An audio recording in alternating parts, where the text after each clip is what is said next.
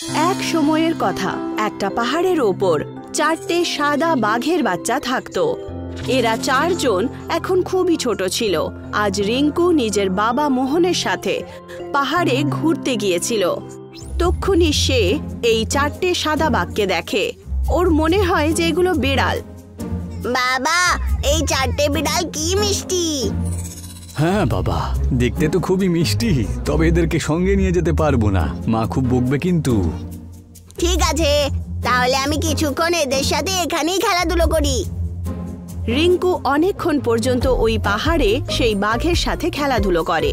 আর যখন সন্ধে হতে চলে তখন মনোজ তাকে বলে, বাবা রিঙ্কু, চলো, আমাদের অনেক দূরে যেতে হবে। রাত অন্ধকার নেমে এলে কিন্তু রাস্তা পার করা খুব কঠিন হবে। আচ্ছা ঠিক আছে বাবা, যেমন তুমি বলো। হ্যাঁ বাবা, তুমি চিন্তা করো না, চলো আমরা এবার এগোই। রিঙ্কু আর মনোজ ওখান থেকে চলে যায়। আর 4 জন বাঘ রিঙ্কুর দিকে তাকিয়েই থাকে। রাত হয়ে যায়। মনোজ আর রিঙ্কু পাহাড়ের রাস্তা দিয়ে এখন নিজের বাড়িতে পৌঁছে গেছিল। মা, তুমি জানো আজকে না আমি পাহাড়ে 4টে বিড়ালের সাথে খুব খেলেছি। আচ্ছা, ওদেরকে নিজের সাথে আনোনি তো? না না, আমি আগেই বারণ করে দিয়েছিলাম মালতী। দেখলে তো রিঙ্কু, আমি তোমাকে বলেছিলাম না যে মা এসব পছন্দ করবে না। তক্ষুনি দরজায় কেউ ধাক্কা দেয়। মালতী আর রিঙ্কু গিয়ে দরজা খুলে দেয়। কাউকে তো দেখছি না। কে ওখানে যে এই সময় বদমাশি করছে? মা, এই দেখো নিচে ওরা করছিল দুষ্টুমি। হে ভগবান, এইসব আবার কি? এইসব তো শুধু বিড়াল মা। এসো এসো, ভেতরে এসো। সবাই বাড়ির ভেতরে চলে আসে। আরে, এ আবার এখানে কোত্থেকে এলো? আমি যখন দেখেছিলাম তখন তো আমাদের পিছনে কেউ ছিল না। এরা আমাদের পিছু নিয়ে নিয়ে চলে এসেছে হয়তো। মা, আমার খুব পছন্দ ওদের। আমি কি ওদেরকে আমাদের বাড়িতে রেখে নেব মা? রিঙ্কুর মা, থাকতে দাও না ওদেরকে। দেখো আমাদের বাচ্চা ওদেরকে কত আশা করে বলছে তোমাকে। আচ্ছা আচ্ছা, ঠিক আছে ঠিক আছে, রেখে নাও। কিন্তু এদের দেখাশোনা, চান টান করানো এইসব তোমাদের দুজনকেই করতে হবে। এখন থেকেই বলে দিচ্ছি। ঠিক আছে মা, আমি খেয়াল রেখে নেব। এইভাবে 4টে বাঘ ঘরের লোকেরা আপন করে নেয় আর নিজের বাড়িতেই রেখে নেয়। আসলে এই গ্রামটা রঙিনপুর নিজের নামের মতো একদমই ছিল না। এখানে ঋতুর ঠিকভাবে আসা যাওয়া হতো না, আর সেই কারণেই ক্ষেতের ফসলও একেবারে শুকিয়ে যেত। এখন 1 বছর কেটে গেছিল। ওরা 4 জন এখন অনেক বড় হয়ে গেছে। কে ভেবেছিল যে এরা বাঘ হবে? বিদ্যুৎ, জ্বালা, পবন, তরল, তোমরা সবাই সবসময় আমার সাথেই থেকো। যখন থেকে তোমরা এই গ্রামে এসেছো, এখন সমস্ত ঋতু সবসময় ঠিক থাকে। আর ক্ষেতও খুব ভালো হয়ে উঠেছে। সমস্ত সমস্যা শেষ হয়ে গেছে। হ্যাঁ, এই কথাটা একদম ঠিক বলেছ। আর এদের নামও এদের বেশভূষার মতোই হয়েছে। নিশ্চয়ই এরা কোনো দিব্য পশু, যারা গ্রামের ভাগ্য খোলার জন্য রিঙ্কুর সাথে চলে এসেছে। হ্যাঁ, একদম ঠিক কথাই বলেছ। ওদেরকে আমরা কোথাও নিয়েও যাব না। এটাই হলো সবথেকে বড় সমস্যা। লোকজন এদের দেখে ভয় পাবে আর গ্রামের লোকজন বলবে যে একে তাড়িয়ে দিতে। সেই জন্য এদেরকে লুকিয়েই রাখতে হবে আমাদেরকে। মনোজের কথা শুনে 4টে বাঘ রিঙ্কুর দিকে তাকায়। না, তোমরা কোথাও যাবে না। ওরা যা বলার বলুক না, আমি তোমাদেরকে কোথাও যেতে দেব না। রিঙ্কুর মা বাবার মনে হয় যে রিঙ্কু ওদেরকে কোথাও বাইরে নিয়ে যায় না। কিন্তু ওরা এটা জানতো না, প্রত্যেক রাত্রিবেলা রিঙ্কু এই দিব্য পশুদের সাথে ঘোরাফেরা করতে যেত। আজও সেরকমই এক রাত ছিল, কিন্তু আজ খুব জোরে বৃষ্টি শুরু হয়। আরে, আজ তো খুব বৃষ্টি হচ্ছে বিদ্যুৎ। চলো একটা কাজ করি, বাড়ি যাই। বিদ্যুৎ আর বাকি বাঘ রিঙ্কুর সাথে বাড়ি ফিরতে শুরু করে। তক্ষুনি হঠাৎ বিদ্যুৎ রিঙ্কুকে নিচে ফেলে দেয়। রিঙ্কু অজ্ঞান হয়ে যায়। আর তক্ষুনি একটা বিদ্যুতের ওপর পড়ে। তার সত্ত্বেও বিদ্যুতের কিছুই হয় না। বাঘ রিঙ্কুকে নিয়ে দ্রুত গতিতে বাড়িতে চলে যায়। যেই মাত্র সবাই ওখান থেকে চলে যায় তক্ষুনি একজন ব্যক্তি সেই জায়গাতেই এসে দাঁড়িয়ে পড়ে। তাহলে এই 4টে বাঘ এখানেই ছিল। আকাশ, ধরতি, জল আর অগ্নির তত্ত্ব দিয়ে তৈরি এই দিব্য বাঘগুলোকে আমি অনেক বছর হয়ে গেল খুঁজছি। এবার আমি এদেরকে পেয়েছি। খুব ভালো, এখন যখন এদের খোঁজ পেয়েছি তাহলে এদের বন্দি করাটাও সহজ হবে। পরের দিন রিঙ্কু নিজের বাড়িতে শুয়েছিল। সে আস্তে আস্তে জ্ঞান ফেরে। মা গো, আমার সোনা লাল, কোথায় চলে গেছিলি তুই কাল? যদি এই বাঘেরা তোকে না আনতো তাহলে আমরা তো জানতেই পারতাম না কিছু। বাবা, আমাদেরকে না বলে তুমি যেন আর কোথাও যেও না। আর তোমার কি হয়েছিল বলো তো? আর হঠাৎ করে অজ্ঞান হয়ে গেলে কি করে?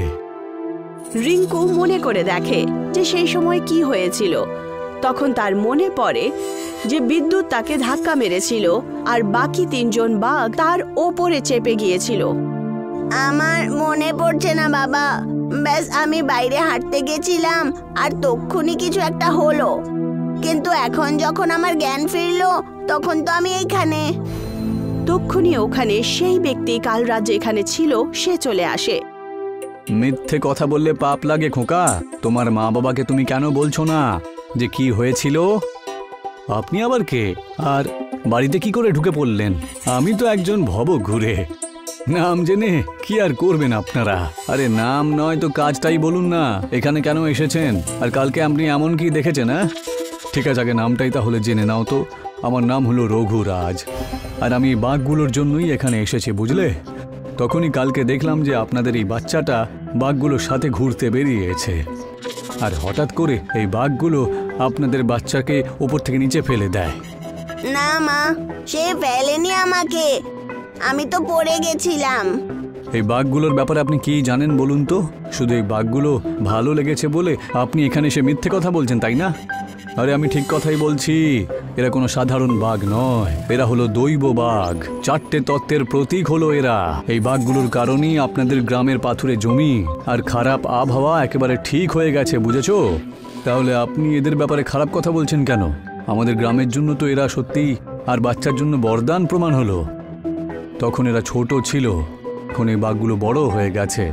কালকে আমি দেখেছি যে যেই এই বাঘটা আপনার বাচ্চাকে ওপর থেকে নিচে ফেলে দিল তখনই হঠাৎ করে একটা বিদ্যুৎ চমকালো জোরে আর তার উপরে পড়ল। কারণ এই বাঘগুলো তাকে এই ছেলে বিদ্যুৎ বলছিল। এটা বিদ্যুতের মানে আকাশের প্রতীক, আর এমন ঘটনা ঘটতেই থাকবে।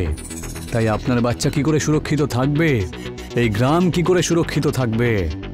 বাবা, ওনাকে বলো না আমি এই বাঘেদেরকে নিজের ভাইয়ের মতো মানি। আমি ওদেরকে কোথাও যেতে দেব না। দৈব হোক বা না হোক, তবে ওরা জন্তু জানোয়ারই তো বটে। তাই ওদের থেকে দূরে থাকাটাই বুদ্ধিমানের কাজ হবে। কিন্তু না, আমি ওদেরকে পালন করেছি নিজের বাচ্চার মতো, আমি ওদেরকে যেতে দেব না। তোমাদের দুজনের কথা একদমই ঠিক, তবে গ্রামবাসীদের কিন্তু আমরা একেবারেই বিপদে ফেলে রাখতে পারি না। হয় এই গ্রাম ছেড়ে আমাদেরকে পাহাড়ে গিয়ে বসবাস করতে হবে। তোমাদের সবারকে রিঙ্কুর জন্য ওর থেকে দূরে যেতে হবে। তোমরা বুঝতে পারছো তো? বিদ্যুৎ, জ্বালা, পবন, তরল, আমিও তোমাদেরকে দূর করতে চাই না। রিঙ্কু তোমাদের সাথে দেখা করতে আসবে আর রঘুরাজ তোমাদের দেখাশোনা করবেন। নিজের মায়ের কথা মানবে তো তোমরা 4 জন? 4 জন নিজের মা মালতীর দিকে তাকায় আর তাদের কথার মান রেখে রঘুরাজের সাথে চলে যায়। রিঙ্কু তাদেরকে দেখে কাঁদতে শুরু করে দেয় আর অসহায় হয়ে কিচ্ছু করতে পারে না। 3 দিন কেটে যায় আর রিঙ্কু নিজের হাতে ওদের সবার জন্য গলার একটা পাটা নিয়ে যাচ্ছিল। 3 দিন ধরে কান্নাকাটি করছি খোকাটা, কিন্তু এবার তো খুশি তুমি? না, আমি তখনই খুশি হব যখন আমি আমার ভাইদেরকে দেখব। তুমি কিভাবে কোনো অচেনা লোকের কাছে ছাড়তে পারো? আচ্ছা আচ্ছা, ঠিক আছে ঠিক আছে, এখন আমরা পাহাড়ের ওপরে পৌঁছেই যাব। ওরা পাহাড়ের রাস্তা দিয়ে হয়ে কিছুক্ষণ পর ওপরে পৌঁছে যায়। তক্ষুনি মনোজ হঠাৎ করে রিঙ্কুকে দাঁড় করায়। কি হলো বাবা? ওই দেখো। তক্ষুনি রিঙ্কু দেখতে পায় যে 4টে বাঘ একটা খাঁচার ভেতরে বন্দি আছে আর তাদেরকে শেকল দিয়ে বাঁধা হয়েছে। বাবা, ওদেরকে এইভাবে বন্ধ করে রেখেছে কেন? মন দিয়ে শোন, ওরা কিন্তু কথা বলছে। ওই বাচ্চাটাকে বিদ্যুৎ চমকার হাত থেকে রক্ষা করেছো, আর ওরা যাতে ভয় না পায় সেই জন্য ঘুম পাড়িয়ে দিলে তোমার জাদু দিয়ে। কিন্তু আমি বললাম যে তোমরা ওকে আঘাত দিয়েছো, আর ওই বিদ্যুৎ তোমার জন্যই চমকে দিয়েছে, আর ওরা বিশ্বাস করে নিল। হ্যাঁ, এবার তোমাদেরকে আমি ধরে ফেলেছি। অনেক বছর ধরে তোমাদেরকে আমি খুঁজছিলাম, আর আজকে তোমাদেরকে হাতে পেয়েছি আমি। হ্যাঁ দাদা, এবার আর আমাদেরকে কেউ আটকাতে পারবে না। এদেরকে আমরা আমাদের কবজা করে রাখবো, আর যদি কথা না শোনে তাহলে ওই বাচ্চাটার ক্ষতি করব। রিঙ্কু দৌড়তে দৌড়তে ঝাড় থেকে বাইরে বেরোয়, আর মনোজ তার পেছনে পেছনে। এই তোমরা দুজন কে? আরে এই 4 জনের ভাই আর বাবা। এখানে কেন এসেছো? তোমরা খাল কেটে কুমির ডেকে আনছো কিন্তু। হ্যাঁ, তোমাদের 4 জনের আমাকে নিয়ে চিন্তা করতে হবে না। ঋতুরাজ রিঙ্কুর দিকে এগিয়ে আসে, আর তক্ষুনি সেই বাঘ নিজের মানুষের ভাষায় কথা বলতে শুরু করে। ওই খোকার কাছ থেকে দূরে থাকবে মানুষ। মা তোমাদের সঙ্গে যাবার জন্য আদেশ অবশ্যই দিয়েছে, কিন্তু ওই খোকার গায়ে যদি তোমরা হাত দিয়েছো তাহলে আমরা 4 জন যে কি করব তুমি ভাবতেও পারবে না। ঠিক আছে, কিচ্ছু করছি না আমি। আর এমনিতেই তোমরা এই শিকল থেকে বাইরে বেরিয়ে আসতে পারবে না, আর তোমাদের সাথে আমি সবসময় ঝগড়া করতে পারবো না, সেই জন্য এই বাচ্চাটাকে আমি ছেড়ে দিচ্ছি। ঠিক আছে ভাই, তুমি আমাদের সাথে দেখা করতে এসেছো, আমরা খুব খুশি। এখন তুমি ফিরে চলে যাও। বাবা, এখন তুমি ভাইকে এখান থেকে ফিরিয়ে নিয়ে চলে যাও। কিন্তু খোকা, আমি তোমাদেরকে এই অবস্থায় রেখে চলে যেতে পারি না। মা বলেছিল যে রিঙ্কুর এতেই ভালো হবে। বাবা, মায়ের আদেশ আমরা অমান্য করতে পারি না। তুমি চুপ করো, তুমি কিছুই জানো না। মা এরকম কোনো রকম কথা বলেনি। উনি তো এই কথাটা জানতেনই না যে ওই বিদ্যুৎটা তোমার কারণে পড়েনি, কিন্তু তুমি আমাকে বাঁচিয়েছিলে। হ্যাঁ, এখন তোমরা বাড়ি ফিরে চলো খোকারা। দাদা, এরা তো এমন ভাবে কথা বলছে জানো আমরা এখানে নেই। এই চলো অজ্জু, এই বাঘগুলো আমাদের কথা শুনবে না, বুঝেছো? আর এই শিকল ভাঙা একেবারেই অসম্ভব। সেই খাঁচার মধ্যে একটা বিস্ফোট হয়। 4 জন বাঘ রিঙ্কুর কাছে দৌড়ে চলে আসে। বিদ্যুৎ, তুমি বলতে পারো?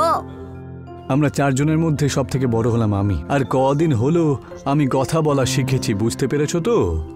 এসো বাচ্চারা, এবার বাড়ি ফিরে যাই। 4 জন বাঘ নিজের ভাই রিঙ্কুর সাথে বাড়িতে চলে আসে। এটাই দেখায় যে জানোয়ার আর মানুষের মধ্যে কোনো ভেদ নেই। যখন প্রেম আর স্নেহের কথা হয়, তখন জানোয়ার হোক বা মানুষ, তারা একটাই পরিবার।